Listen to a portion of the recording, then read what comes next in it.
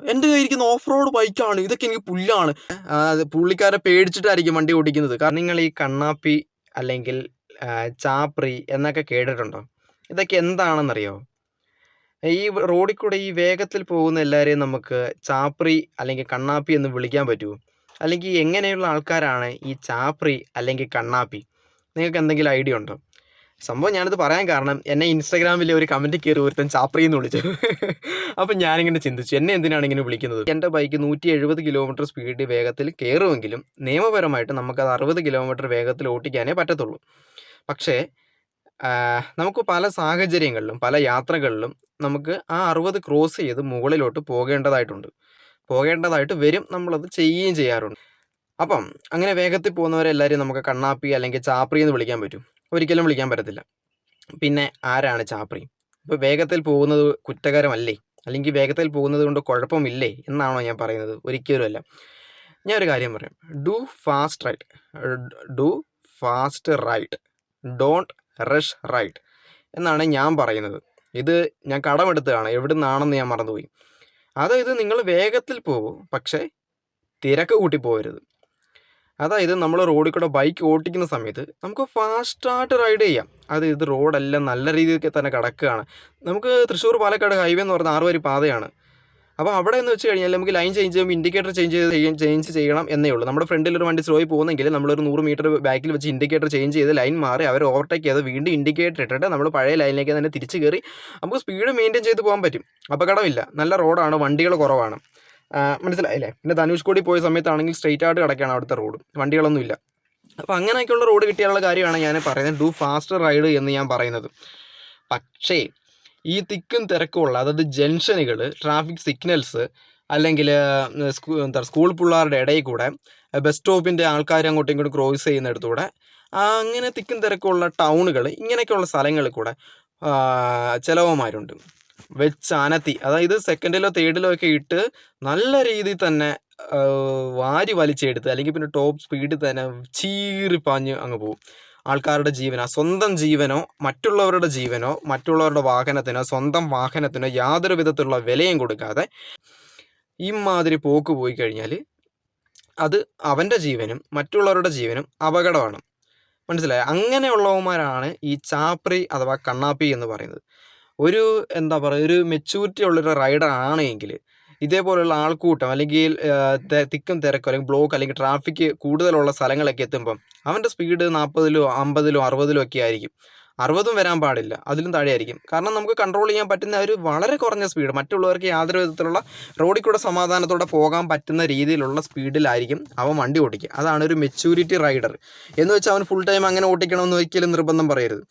അതായത് നല്ല റോഡ് കിട്ടിക്കഴിഞ്ഞാൽ കൈ കൊടുത്ത് തന്നെ പോവും. അവിടെ അത് മെച്യൂരിറ്റി ഇല്ലാത്തതിൻ്റെ കുഴപ്പമാണെന്ന് ആരും ചിന്തിക്കുകയും ചെയ്യരുത്. എന്നെ സംബന്ധിച്ച് ഞാൻ 140-ൽ ക്രൂയിസ് ചെയ്തിട്ടുണ്ട്. നമ്മുടെ തമിഴ്നാട്ടിലും ചെയ്തിട്ടുണ്ട്, കേരളത്തിലും ചെയ്തിട്ടുണ്ട്. അതായത് തമിഴ്നാട്ടിൽ ധനുഷ്കോടി പോയ സമയത്ത് പോയിട്ടുള്ളവർക്കറിയാം, 100 കണക്കിന് കിലോമീറ്ററുകൾ സ്ട്രെയിറ്റ് ആയിട്ടുള്ള റോഡുണ്ട് നമുക്ക് അങ്ങോട്ട് പോകാൻ. പിന്നെ ധനുഷ്കോടി ചെന്ന് കഴിഞ്ഞാൽ 18 കിലോമീറ്റർ ഒറ്റ സ്ട്രെയിറ്റ് റോഡാണ്, രണ്ട് സൈഡിലും കടൽ, അതിൻ്റെ നടുക്കോട്ട റോഡ് 18 കിലോമീറ്റർ ഉണ്ട്. അത് സ്ട്രെയിറ്റ് ആയിട്ട് റോഡാണ്. അവിടെ പിന്നെ അത്രയും സ്പീഡിൽ പോകാൻ പറ്റില്ല. 120-ന് മേലോട്ട് എന്ന കടലിലെ കാറ്റിട്ട് താഴെ ഇടും. നല്ല ക്രോസ് വിൻഡുള്ള സ്ഥലം കേട്ടോ. ഞാൻ പിന്നെ പറയാം. അപ്പം പിന്നെ നമ്മൾ കേരളത്തിൽ ചെയ്തത് എവിടെയെന്ന് വെച്ച് കഴിഞ്ഞാൽ തൃശ്ശൂർ പാലക്കാട് ഹൈവേ, ഞാൻ പൊള്ളാച്ചി പോയപ്പോൾ ആ ഭാഗത്ത് ചെയ്തതായിരുന്നു. 130-ലും 140-ലും ഞാൻ ക്രൂയിസ് ചെയ്തിട്ടുണ്ട്. മനസ്സിലായില്ലേ? പക്ഷെ അതൊന്നും ഞാൻ അത്ര സ്പീഡിൽ പോകുന്നത് എൻ്റെ സഹയാത്രികൻ അല്ലെങ്കിൽ റോഡിലെ സഹയാത്രികർക്ക് യാതൊരു വിധത്തിലുള്ള ബുദ്ധിമുട്ടും ഉണ്ടായിട്ടില്ല എന്നെനിക്ക് പൂർണ്ണമായിട്ടുള്ള ബോധ്യമുണ്ട്. മനസ്സിലായോ? അത്രയും ബോധ്യം എനിക്കുണ്ടായതുകൊണ്ട് ആണ് ഞാൻ ഇത്രയും കോൺഫിഡൻ്റ് ആയിട്ട് ഇങ്ങനൊരു വീഡിയോ എടുത്ത് ചെയ്യുന്നത്. പക്ഷെ ഞാൻ ചെയ്തത് നിയമവിരുദ്ധമാണ്. അത്രയും വേഗത്തിൽ പോകാൻ പറ്റത്തില്ല, അങ്ങനെ പോകണമെന്ന് ഞാൻ ആരെയും പ്രോത്സാഹിപ്പിക്കത്തതുമില്ല.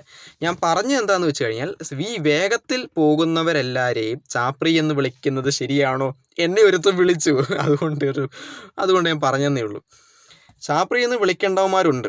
അവന്മാർ കാരണം ബാക്കിയുള്ള റൈഡേഴ്സിന് അല്ലെങ്കിൽ ട്രാവലേഴ്സിന് നല്ല 8-ൻ്റെ പണി കിട്ടുന്നുണ്ട് നിയമപരമായിട്ട്.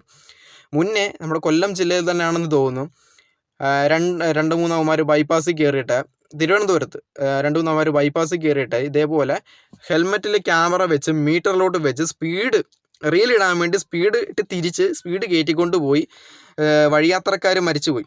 അതിൻ്റെ പേരിൽ ഭയങ്കരമായിട്ട് വാർത്തയിലൊക്കെ തെളിഞ്ഞു എന്ന് ചെയ്ത് അങ്ങനെയുള്ള ന്യൂസ്. അതിന് പിന്നാണ് ഈ മോട്ടോർ സൈക്കിളിനെ ടാർഗറ്റ് ചെയ്തിട്ടുള്ള MVDയുടെയും പോലീസിൻ്റെയും മാധ്യമപ്രവർത്തകരുടെയൊക്കെ ഒരു പിടി കയറി മുറുക്കിയത്.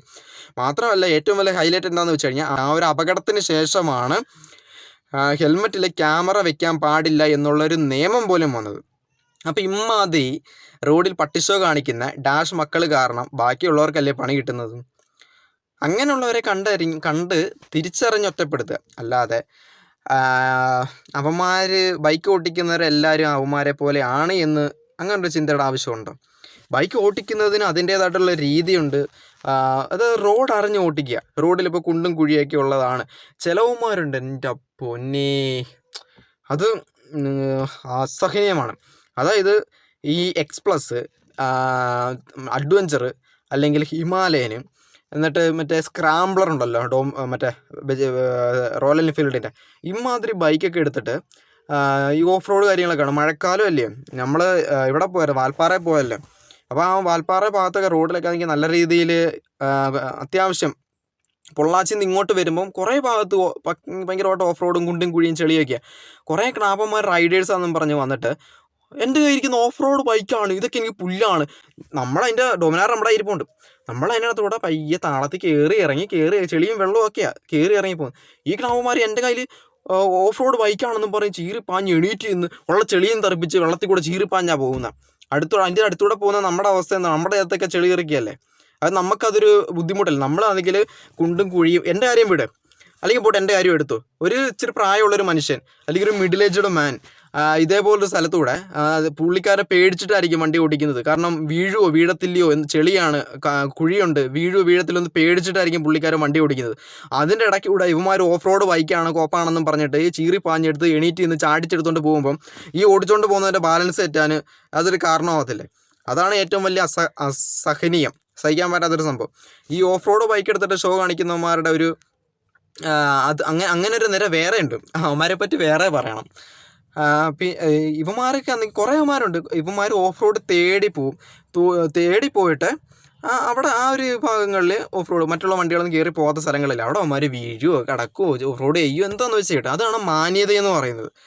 ഇത് റോഡിലുള്ള കുണ്ടും കുഴിയും ചെളിയും എല്ലാം കൂടെ കണ്ട് എൻ്റെ കയ്യിരിക്കുന്ന ഓഫ് റോഡ് ബൈക്കാണ്, എനിക്കിത് പുഷ്പമാണ്, നീ ഇഴഞ്ഞു പോക്കോടാ, ഞാൻ ചാടി പോകാമെന്നും പറഞ്ഞിട്ട് ചാടി പോകുമ്പോൾ അതിൻ്റെ അടുത്തൂടെ പോകുന്ന ബാക്കിയുള്ളവർക്കാണ് അതിൻ്റെ ബുദ്ധിമുട്ട്. അതൊന്നും ഇവന്മാർ മനസ്സിലാക്കുന്നില്ല. അപ്പം അങ്ങനെയുള്ള അവന്മാരുടെ വേഷം എന്ന് പറഞ്ഞു കഴിഞ്ഞാൽ അത് ഫുൾ റൈഡിങ് ഗിയേഴ്സിലാണ് ഇവന്മാരുടെ വേഷം എന്ന് പറയുന്നത്. ഇവന്മാരെയൊക്കെ കണ്ട പക്ക പ്രോ റൈഡേഴ്സ് എന്നാണ്, അത് പുറമേ നോക്കിക്കഴിഞ്ഞാൽ പക്ക പ്രോ റൈഡേഴ്സ് എന്നാണ് ഇവന്മാരെയൊക്കെ നമ്മൾ വിചാരിക്കുക. പക്ഷേ ഇവന്മാരുടെ ഒരു ആറ്റിറ്റ്യൂഡ് അല്ലെങ്കിൽ ഒരു ക്യാരക്ടറോ അല്ലെങ്കിൽ ഇവന്മാരുടെ റൈഡിങ് സ്റ്റൈൽ അറിയണമെങ്കിൽ ഇവന്മാരുടെ കൂടെ പോകണം. വെറും വെകിള് പിടിച്ച കണ്ണാപ്പി അല്ലെങ്കിൽ ചാപ്രി എന്നൊക്കെ പറയാൻ പറ്റുന്നത് ഇവന്മാരെ പോലുള്ളവരെയാണ്. എല്ലാവരെയും അല്ല ഉദ്ദേശിക്കുന്നത്. നീ ഇപ്പോൾ ജാക്കറ്റ് ഇടുന്ന എല്ലാവരും കയറി എന്നെ തെറി വിളിക്കാൻ വരരുത്. ഇപ്പോൾ ഈ തെറി വിളിക്കാൻ വരുന്ന ആരെങ്കിലും ഉണ്ടെങ്കിൽ അവരുടെ റൈഡിങ് സ്റ്റൈൽ ഏത് രീതിയിലാണെന്ന് നിങ്ങൾക്ക് മനസ്സിലാവുമല്ലോ.